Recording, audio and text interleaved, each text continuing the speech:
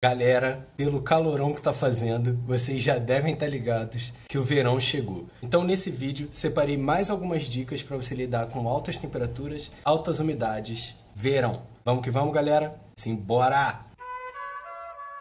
Então, galera, se você não tá ligado, esse vídeo aqui é o parte 2. Se você ainda não viu parte 1, ele é muito importante, porque lá no parte 1 a gente falou de algumas dicas pra dar uma reduzida na temperatura, amenizar. Cara, eu recomendo muito que veja aquele vídeo, porque tem dicas de ouro lá. Mas vamos pra dicas parte 2. Dicas para 2024, parte 2. Lidando com verão, temperatura, umidade e pragas, cara. Então a gente já falou sobre esses tópicos aqui, né, iniciais, que seria a temperatura alta. Conheça seu ambiente, exaustão, iluminação, ventilação. Hoje a gente vai falar sobre umidade, cara, que é muito importante, cara. Isso aqui mata plantas, hein? Por que a umidade importa tanto? Conheça seu ambiente. Umidade alta, como resolver?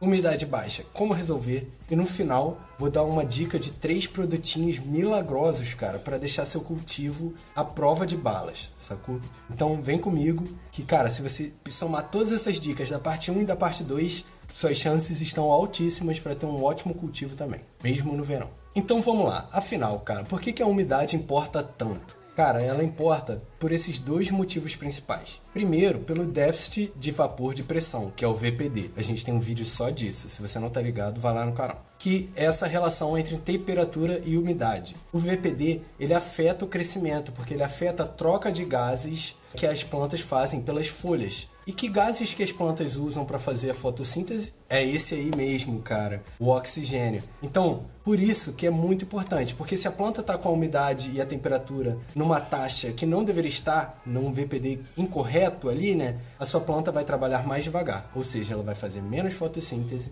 ou seja, ela vai ter menos energia, ou seja, suas flores serão menores, menos gostosas, menos saborosas, rendimento, pipipi, popopó. Então, umidade é muito importante por conta de velocidade de desenvolvimento, mas também muito importante por conta da bud rot. Cara, umidade elevada pode literalmente matar suas plantas. Essa aqui é uma tabelinha de VPD que eu fiz, é um resuminho, cara. Se você tiver dentro dessas faixas aqui, para os diferentes estágios, fé, tá certinho, só manda bala. Pode printar aí. Então, ó, falando sobre matar plantas, o excesso de umidade pode sim matar suas plantas, porque os fungos, bactérias, adoram o quê?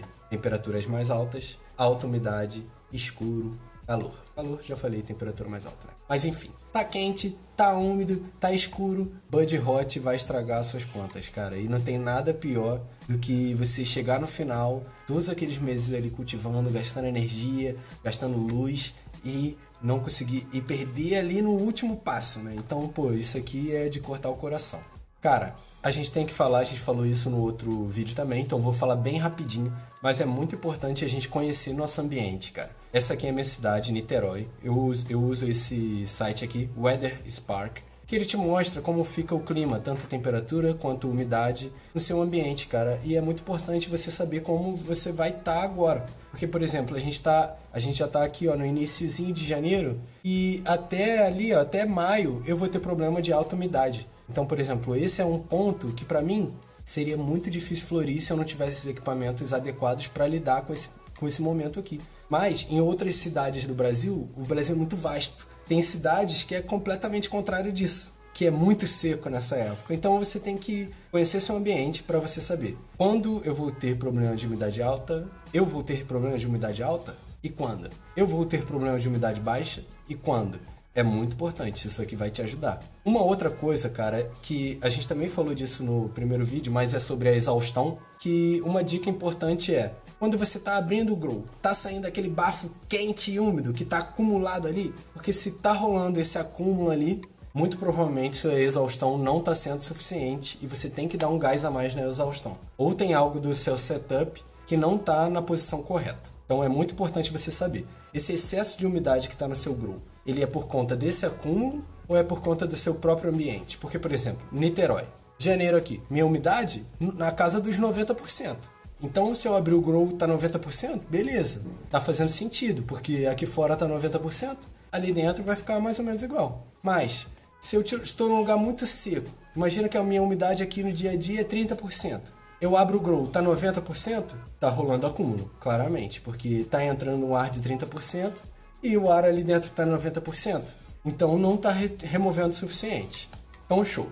Ó, uma coisa que é muito importante que a galera não se liga é que toda aquela água que a gente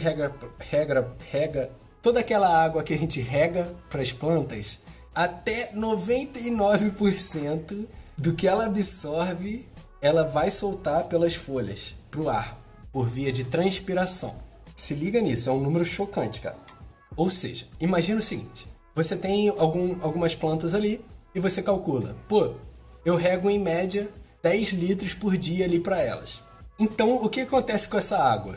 Cerca de 9,8, 9,9 litros de água é liberada no ar e que, cara, isso é muita água. Ou seja, por isso que fica tão úmido no grupo. Porque as plantas, ao longo do dia, elas vão liberando muita água, muita água, muita água. Elas mantêm de 1 a 2% para crescimento de raiz, metabolismo, outras estruturas. O resto é transpiração. Elas usam tudo. Então, muita água é perdida para o ar. Por isso que, quando a gente está falando de um cultivo grande, muitas plantas, a gente precisa remover muita água, precisa remover muito ar. Porque elas vão criando ali muita coisa, vão soltando muita coisa. Por isso que é muito importante.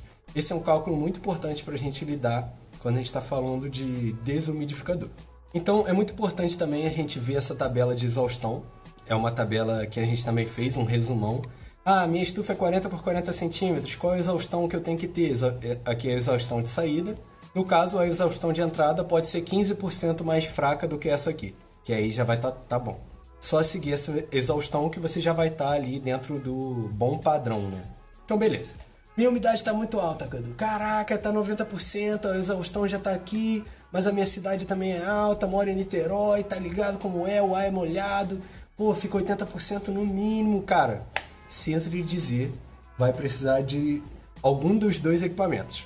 Ou ar-condicionado, que também já vai te dar uma moral na temperatura e vai reduzir legal a umidade. Ou desumidificador. A grande maioria dos caras mais profissionais tem os dois, cara. Foi mal, galera, tive que dar uma saída rapidinho, que tô com o interfone aqui. Mas beleza.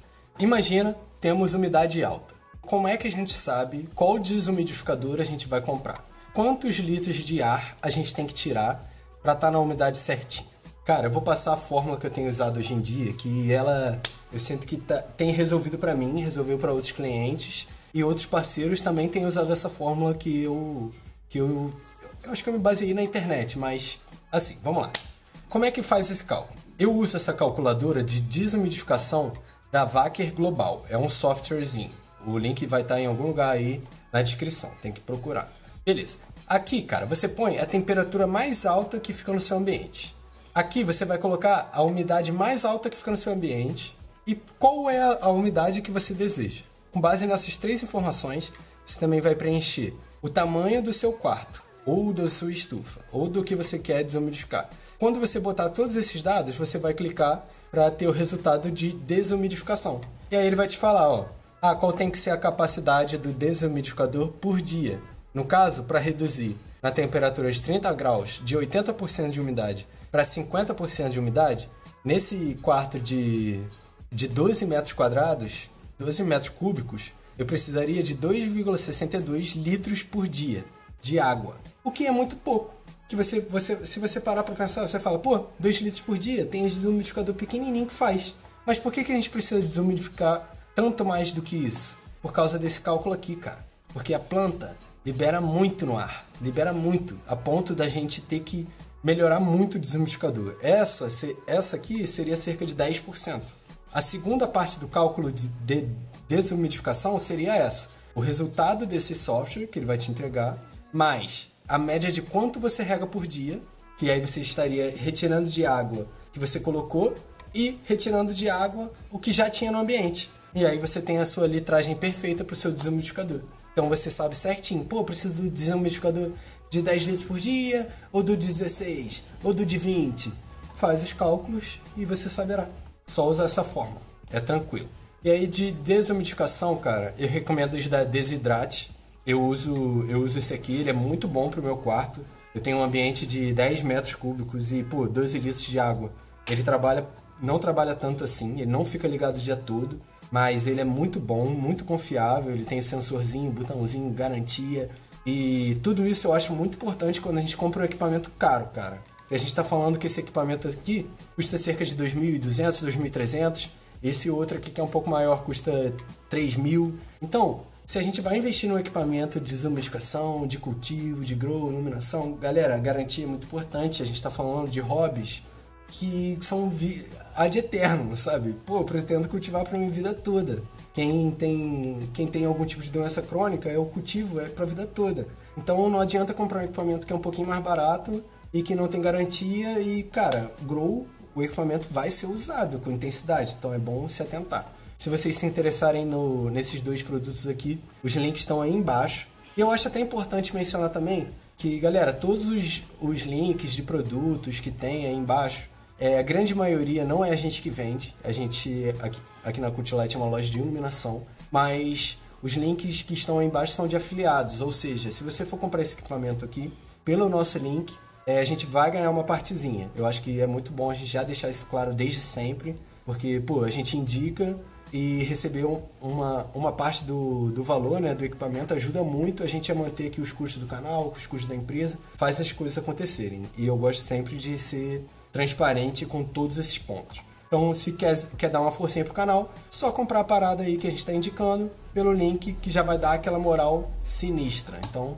vamos que vamos. Uma outra dica muito importante, cara, se a umidade é elevada, você não consegue trabalhar com desumidificação ou ar-condicionado, vai ter que trabalhar com umidade alta, galera, controle biológico. Isso aqui, pô, vai ser um escudo extra sinistro para você. Produtos à base de tricoderma, Bacillus subtilis, todos esses, cara, eles vão inocular as folhas das suas plantas. E isso aqui é para você usar na vega e na pré-flora, né? Você já vai estar inoculando esses fungos e essas bactérias nas folhas das suas plantas para, assim, caso algum fungo maligno tente, um mofo da vida, tente se reproduzir ali, ele não vai conseguir. Esses produtos de controle biológico, eles controlam o mofo branco de diversas culturas. Bacillus subtilis tem se destacado como um dos principais agentes de controle de mofo branco. Aqui, reduzem a fonte de inóculo no decorrer do tempo e a redução da incidência da doença em culturas hospedeiras. Ou seja, isso aqui não vai impedir que você tenha mofo branco ou que perca algum bud para fungo. Mas isso aqui vai diminuir muito a chance disso acontecer nas suas plantas, cara. Reduz muito a incidência. Então, se você vai trabalhar, cara, sei que a temperatura é alta, sei que a umidade é alta, mano, pelo menos põe os aliados aí pra jogar nesse teu time contigo.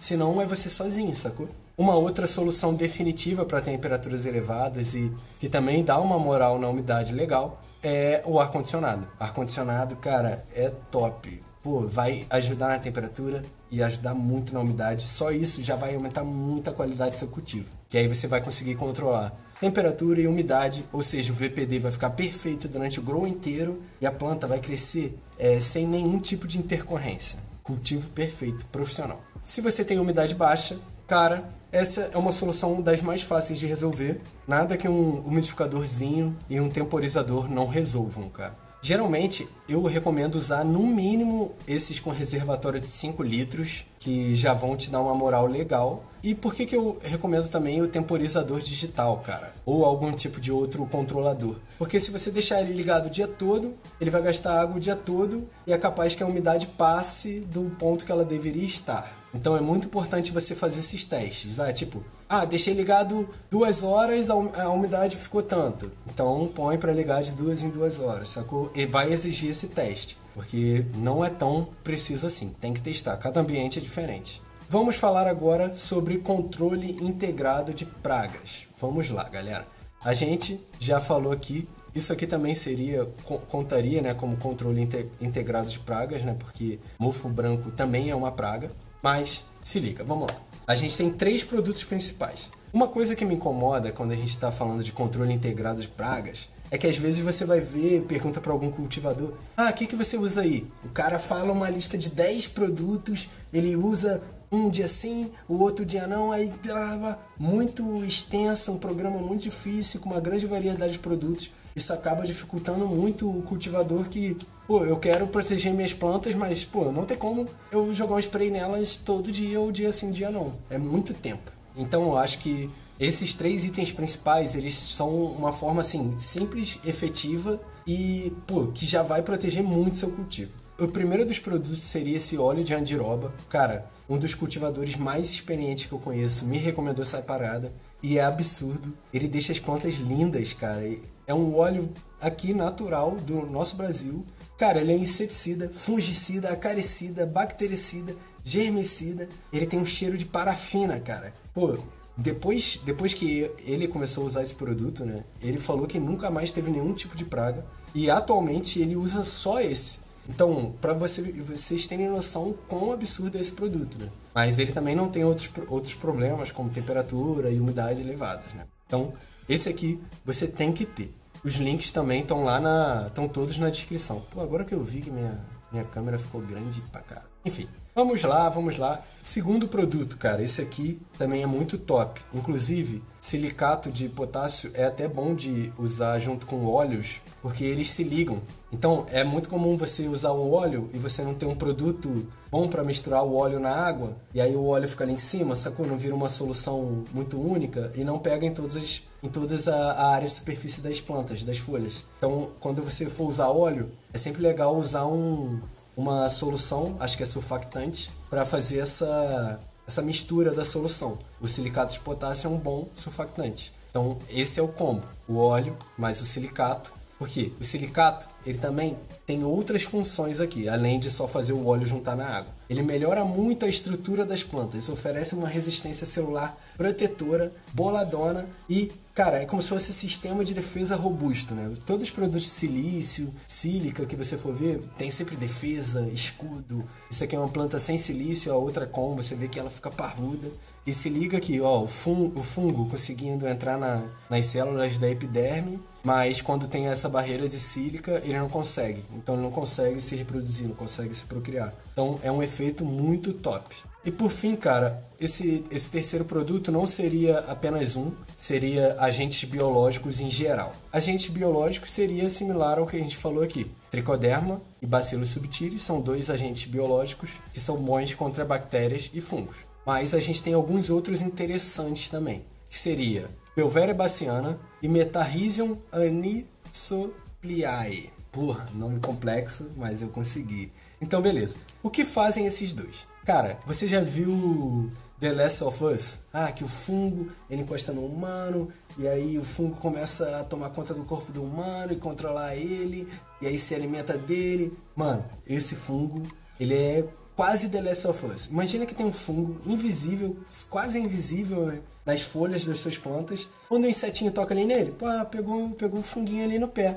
Depois de um tempo, o fungo começa a dominar o corpo desse inseto a ponto de cobrir totalmente o inseto, colonizar ele e espalhar mais esporos por aí. Ou seja, é um fungo que mata pequenos insetinhos malignos. Então, cara, esse aqui é um escudo que você tem que ter. Uma outra dica importante, cara, para a maioria desses agentes biológicos aqui, imagina que eles são todos bichinhos vivos. Então, por exemplo, a gente fala muito sobre isso aqui.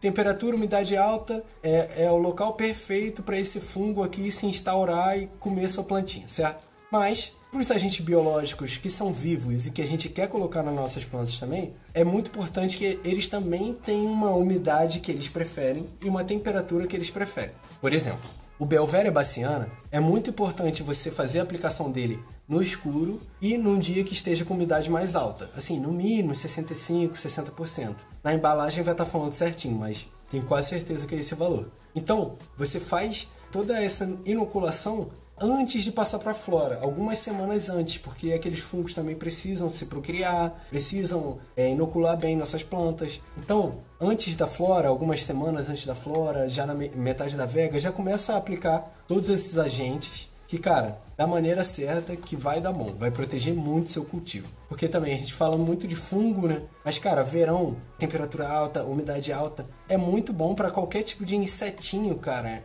Procriar muito mais rápido e comer muito e sair se movimentando. Eles, pô, são foda, eles são complexos de controlar, complexos demais. Então, se você preveniu, sua folha tá com óleo, tá com sílica, o bichinho não consegue nem furar a folha, tá sinistro, caraca, ele tocou ali, ele morreu. Galera, tá vendo como são várias defesas? Isso é o controle integrado de pragas. ter diversas defesas, diversas linhas de defesa. Então, tipo, pô, beleza, esse bicho não se incomodou com óleo, caraca, a sílica vai incomodar ele. E se, caraca, a sílica não incomodou ele, pô, agora a Belvéria baciana vai dominar o corpo dele, colonizar e matou. Então, o controle integral de pragas é isso, tem várias linhas de defesa. Ó, eu trouxe um videozinho aqui de uma tricoderma, se liga nisso, é a tricoderma contra um outro fungo. E olha como a tricoderma, que é essa verde, se reproduz muito mais rápido. Esse é o mecanismo de dominação da tricoderma nas raízes, por exemplo. Então, imagina que você tem essa tricoderma nas suas raízes. Cara, vai ser quase impossível de você ter algum podridão nas raízes, porque outro tipo de fungo raramente ganha competição da tricoderma. A tricoderma é um fungo sinistro. Ó, aqui tem um outro vídeo. Ai, cara, tá muito alto aqui o som. Tá muito alto o som no vídeo. Mas beleza, ó. A gente consegue ver aqui, ó, a tricoderma sendo inoculada nas raízes. Até tirei o fone. Sendo inoculada nas raízes. Ó, inoculou. Bonitinho. Agora vamos ver quando algum fungo ataca, né? Tenta atacar. Olha como fica cobertinho. São as defesas. Pô, isso eu acho lindo de ver. Ó, imagina quando tenta algo ruim vir atacar, né? Tá, não mostrou nada ruim atacando, né? Mostrou mais outra coisa, outros compostos. Eu achei que o vídeo ia mostrar algum tipo de ataque. Mas é basicamente isso. Você vê que a tricoderma vai colonizar todas as raízes, você pode usar nas folhas também, e vai proteger suas plantas. Eu só queria mostrar como é que ela ganha. Então, galera, fico muito feliz quem chegou até aqui, cara, porque o que eu sempre gosto de falar é isso. Se a gente quer cultivar, ter um cultivo sinistro, muito bom, colher bem, ter as melhores flores do mundo, fazer o melhor medicamento, ter aquele produto final gostoso, saboroso, sabe, cheio de compostos bons, cara, a gente tem que estudar, tem que ter mais conhecimento, porque com mais conhecimento a gente vai conseguir fazer rendimento e qualidade, galera. Eu espero de verdade que vocês tenham curtido. Cara, gostou? Se inscreve aí, deixa o like, comenta aí o que você achou, se você viu até o final. Cara, comenta aí, fungo do bem, vamos compartilhar a corrente. Então, pô, espero que vocês estejam gostando desses vídeos. O vídeo hoje foi sobre dicas de calor parte 2. Se você quer recomendar algum conteúdo, joga aí também.